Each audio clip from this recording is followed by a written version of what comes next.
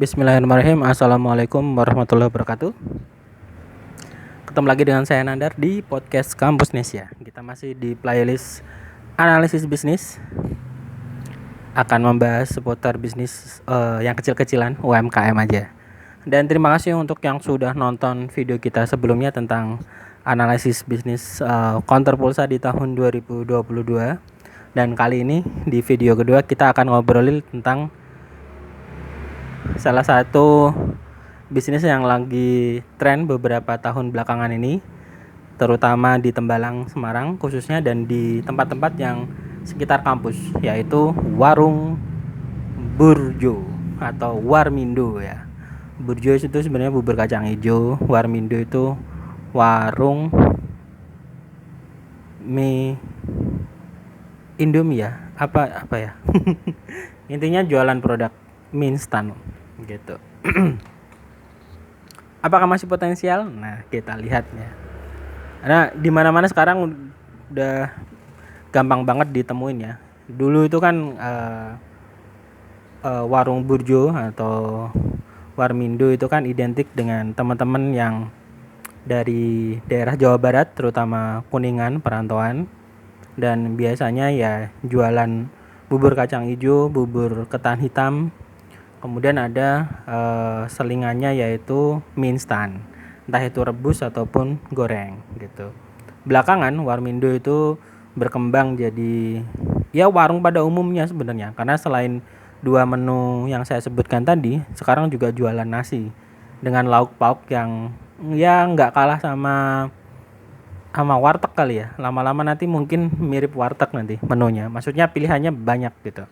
Kalau yang umum misalkan yang sering ditawarkan adalah nasi ayam Bali, kemudian mie dok-dok atau mie Magelangan, atau omelet, nasi goreng, orak-arik misalkan, dan sebagainya gitu. Dan burjo ini atau warmindo ini berkembang dari sekedar dulu tuh tempat cari makan untuk mahasiswa yang nyari harga yang terjangkau gitu.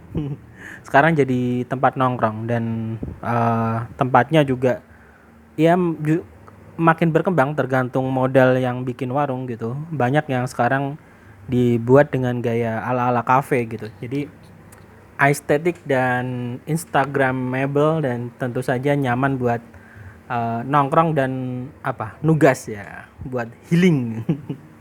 Dan untuk minumannya ya selain seperti es teh atau es jeruk, biasanya aneka minuman instan ya, baik kopi maupun yang manis-manis atau yang asam-asam gitu.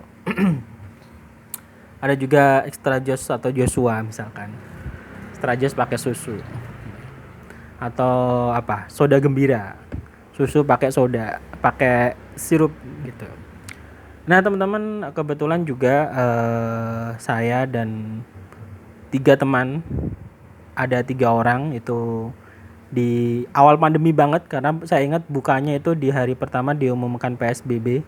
Kita kerjasama urunan untuk bikin warung burjo atau warmindo.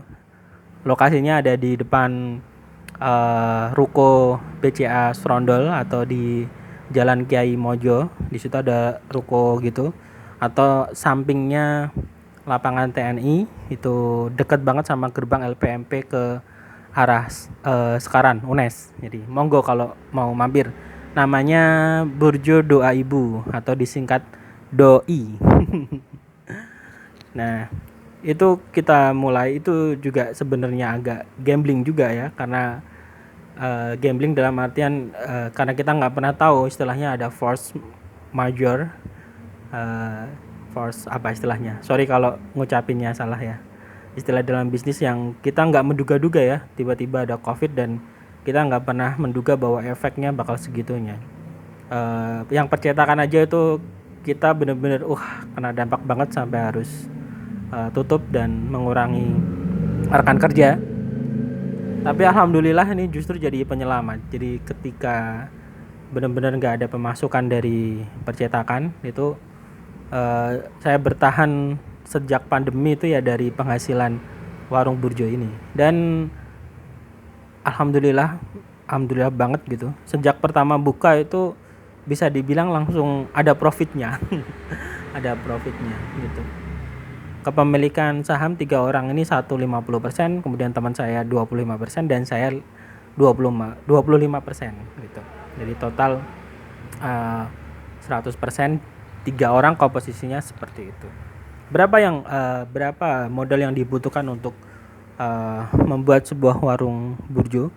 Kalau berdasarkan pengalaman, ya tergantung, nanti yang paling menentukan itu adalah harga sewa tempatnya gitu. Kebetulan kalau nggak salah kita dapat yang harga kisaran 10-12, kemudian kita belanja bahan baku dan perlengkapan semuanya itu untuk dapur dan lain sebagainya itu kalau nggak salah ya sekitar 14. Jadi total itu habisnya 26 ya. Dan kita kontrak 1 tahun ya. Sebenarnya itu bisnis waktu yang sangat singkat, tapi karena keterbatasan modal jadi ya kita nyoba dulu lah gitu. Dan alhamdulillah partner kita itu adalah memang sudah berpengalaman dalam mengelola warung burjo, karena beliau itu udah merantau lama dari Jawa Barat, dari Kuningan ke Semarang, dan alhamdulillah punya beberapa warung di Tembalang gitu. Dan ceritanya mau bikin baru dan ngajak bareng lah karena udah kenal lama gitu. Dan waktu itu saya pernah nyoba nabung di sapi, tapi ternyata hasilnya nggak sesuai ekspektasi. Ya namanya juga bisnis ya kita harus siap untung dan sebaliknya gitu. Akhirnya tabungan itu saya gunakan untuk patungan tadi, dan sebagian lagi waktu itu digunakan untuk keperluan yang lain gitu. BEP dalam berapa lama, Mas? Seingat saya itu bulan ke-8 atau ke-9 itu udah BEP. Artinya rata-rata tiap bulan yang saya terima sekitar 1 sampai 1 lebih lah gitu. Kecil ya tergantung ya dibandingin apa dulu gitu. Dan effortnya seperti apa. Karena saya cuman bantu di pembukaan, seperti desain, kemudian bikin banner dan segala macem ya. Dengan hasil seperti itu udah alhamdulillah banget itu gitu. Saya nggak kebayang kalau saya harus ikut masak dan segala macam itu sebenarnya ya bukan sesuatu yang mudah gitu ya. dan sebenarnya ini pilihan, maksudnya kalau misalkan kita bandingin, misalkan kita punya uang katakanlah 7,5 juta gitu, kita deposit aja itu setahun berapa sih ya Pak? Deposit itu kan kalau nggak salah 6% ya, jadi kecil kan gitu. Beberapa kali pakai simulasi, misalkan kita bikin reksadana misalkan juga nggak seberapa gitu. Jadi ya ini termasuk return of investmentnya gede gitu persentasenya, tapi resikonya juga gede itu pasti ya. Jadi teman-teman juga untuk yang sedang atau pengen ada uang yang nganggur, misalkan mau investasi misalkan, itu yang harus disiapkan ya mentalnya dulu ya. Karena investasi dalam bisnis itu ya kemungkinannya 2. Kalau nggak untung ya rugi. Kalau untung ya bagi untung. Kalau rugi ya harus mau berbagi resiko juga. Jadi jangan pengen untungnya aja gitu. Kita harus siap dengan kemungkinan itu gitu. Makanya biasanya disarankan uang yang digunakan untuk investasi itu adalah uang yang dingin, dalam artian untuk jangka waktu tertentu itu tidak kita butuhkan untuk kebutuhan yang utama atau mendesak gitu. Jadi kita masih punya cadangan atau tabungan untuk kebutuhan utama kita gitu. Jadi kalau misalkan sampai terjadi sesuatu yang tidak diinginkan, itu tidak begitu jadi masalah gitu. Anggap aja itu ongkos belajar yang lumayan lah ya. Dan itu tadi, dan sekarang insya Allah alhamdulillah ini udah hampir tahun ketiga dan masih eksis, jadi ya seneng aja gitu, alhamdulillah. Kalau omset rata-rata itu kisaran di angka belasan sampai 20-an ya, 20-an.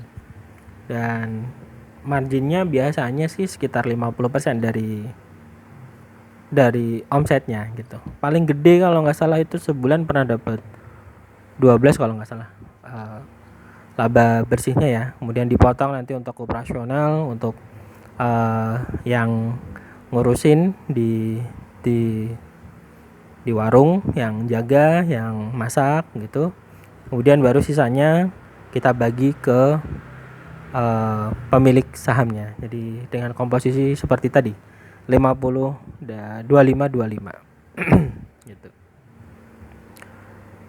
Ya alhamdulillah udah BP, tinggal menikmati hasilnya gitu. Dan ya mungkin kalau yang saya syukuri adalah kalau dibandingkan, dan kenapa saya enjoy gitu, dibandingkan dengan yang percetakan misalkan sampai hari ini, ya saya tetap harus terlibat, saya harus memantau atau ya ngantor dan segala macem gitu ya.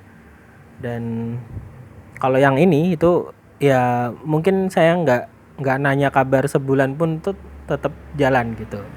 Itu mungkin ya salah satu yang membuat saya senang dan suka bekerja sama dengan beliau yang sudah berpengalaman ini gitu. Jadi ya wajar kalau porsi beliau lebih banyak, kayaknya yang ngurusin ini memang fokus di situ, dan secara tenaga dan pikiran ya beliau lebih banyak ngurusinnya dibanding saya gitu. Jadi ya memang sudah sewajarnya gitu. Kemudian tadi kembali ke judul kita ya, gimana kira-kira analisis bisnis untuk warung burjo atau warmindo. Ini kita nggak bisa ngomong secara umum, tapi harus ngelihat spesifik mau buka di mana gitu. Kalau di Tembalang ini sepertinya itu udah padat banget, hampir tiap gang, bahkan mungkin satu gang aja itu ada lebih dari satu warungnya gitu ya. Katakanlah ini di sepanjang Jalan Iwanisari ini ada 1, 2, 3, 4. Ada 4. Atau mungkin kalau belok dikit itu mungkin ada 5, ada 5 sampai 6. Jadi hampir di tiap belokan jalan tuh udah ada warung burjo ya. Dan berdasarkan pengalaman kalau di sekitar kampus itu seperti di Tembalang itu, kita bisnis itu nggak bisa dihitung 12 bulan. Karena selain kepotong untuk libur lebaran, itu juga bakal kepotong untuk libur kuliah. Dalam 1 tahun itu kurang lebih mungkin 2-3 bulan ya. Kalau 1 semester tuh liburnya 1,5 bulan kan berarti 3 bulan. Ya katakanlah efektif itu paling 9-10 bulan kalau di sekitar kampus. Kemudian mempertimbangkan juga tempatnya, harga sewanya, dan juga segmentasinya gitu. Karena sekarang banyak banget burjo-burjo yang ala-ala kafe, atau mungkin ini kafe ala burjo gitu ya. Jadi tempatnya itu emang ya asik buat nongkrong gitu. Nah, yang konvensional gini ya akhirnya kan mau nggak mau pasti bakal kalah saing gitu. Itu faktanya seperti itu ya. Jadi kecuali misalkan kita buka di tempat yang nggak terlalu dekat dengan kampus, tapi lebih ke masyarakat umum. Jadi sehingga secara cash flow atau customer yang membeli itu trafficnya lebih stabil gitu, mungkin oke ya. Seperti alhamdulillah yang tempat kami itu karena di situ juga mayoritas yang beli itu adalah orang biasa dan karyawan, artinya bukan mahasiswa atau pelajar, ya ada tapi nggak tergantung banget sama kampus gitu. Jadi sebenarnya dalam setahun itu kalau dari sisi grafik omset dan labanya itu memang lebih lebih konstan. Jadi nggak kemudian naik signifikan atau turun signifikan banget gitu, enggak, tapi cenderung konstan gitu. Nah, alhamdulillah gitu ya. Yang kayak gitu sebenarnya yang bagus tuh kayak gitu kan. Dibanding apa misalkan dibandingkan misalkan naiknya drastis, nanti turunnya juga signifikan gitu. Jadi kayak roller coaster gitu. Dan pertimbangan lain-lain juga apa namanya tempat itu tadi, terkait nanti harga sewa dan lainnya, dan juga siapa yang bakal membeli tadi itu ya. Jadi kalau mungkin ada tempat yang bisa stabil kayak gitu dan secara persaingan jarak dengan warung terdekat itu cukup jauh, katakanlah misalkan 500 meter mungkin itu, atau 300 meter lah misalkan, ya boleh aja dicoba gitu, potensial sebenarnya. Gitu teman-teman untuk video kita kali ini tentang analisis usaha warung burjo atau warmindo. Jadi kalau ditanya masih potensial atau enggak, tergantung tadi ya, mau bikin di mana, kemudian seperti apa pasarnya, dan konsepnya juga bakal kayak gimana, karena itu nanti bakal berkaitan dengan modal yang dibutuhkan juga gitu. Tapi ya iya, kalau udah yakin coba aja, karena kan kita nggak pernah tahu bakal berhasil atau enggak kalau enggak dicoba gitu ya. Begitu juga kalau udah dicoba ternyata belum berhasil, dengan begitu kita akan tahu nanti cari solusinya gimana. Kalau kita nggak jalan, kita nggak pernah tahu di depan itu bakal kepentok apa enggak. Dan kalau udah kepentok kan kita bakal mikir ini mau lanjut ke kanan atau lanjut ke kiri gitu. Tapi yang pasti ya sekali lagi, yang namanya usaha tuh beda kayak orang kerja ya. Kalau orang kerja itu selama kita nggak neko-neko, tempat kerjanya itu established gitu, masuk pagi pulang sore, akhir bulan insya Allah dapat gajian gitu ya. Tapi kalau namanya orang jualan ya harus siap ya, harus siap ya, kadang rame kadang sepi, kadang untung kadang juga sebaliknya. Kalau untung ya alhamdulillah, kalau lagi belum dapat rezeki yang banyak ya bersabar gitu.